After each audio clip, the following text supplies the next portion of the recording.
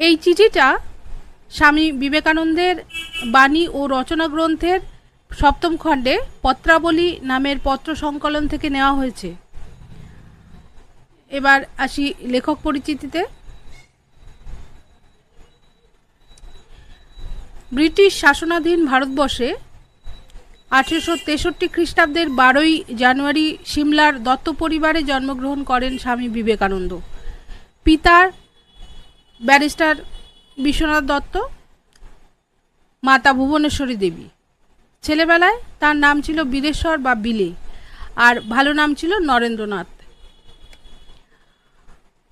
Metropolitan school থেকে প্রবেশিকা পরীক্ষায় উত্তীর্ণ হয়ে প্রেসিডেন্সি কলেজ, তারপর জেনারেল অ্যাসেম্বলিজ ইনস্টিটিউশনে, যা এখন স্কটিশ চার্চ নামে পরিচিত, এখান থেকে বিএ পাশ করে আইন পড়া শুরু করেছিলেন।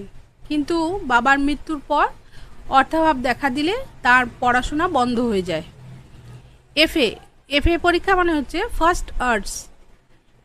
এফএ পরীক্ষা ছিল ব্রিটিশ ভারতের বিশ্ববিদ্যালয়ের অধীনে উচ্চশিক্ষার প্রাথমিক স্তরের একটি পরীক্ষা।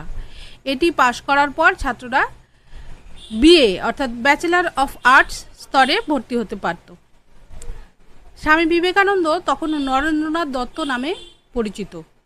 প্রেসিডেন্সি কলেজ ও পরে স্কটিশ চার্চ কলেজ এই এফএ স্তরের পড়াশোনা করেন।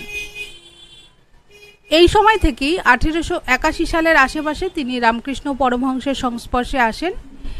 এফএ পড়ার সময় নরেন্দ্রনাথ ছিলেন একজন যুক্তিবাদী আত্মানুসন্ধানী যুবক, যিনি দর্শন ও পাশ্চাত্যের চিন্তাধারায় গভীর আগ্রহী ছিলেন। এই মনোভঙ্গি তাকে শ্রীরামকৃষ্ণের কাছে টেনে আনে, যিনি পরবর্তী সময়ে তার জীবনের মোড় ঘুরিয়ে দেন। যেসব যুক্তিবাদী চিন্তা, সন্ধানী প্রশ্ন তার মনোজগতে আলোড়ন তুলেছিল, শ্রীরামকৃষ্ণ যেন সেই উত্তাল অভিঘাতকে পরম স্নেহে শান্ত করেন। তথা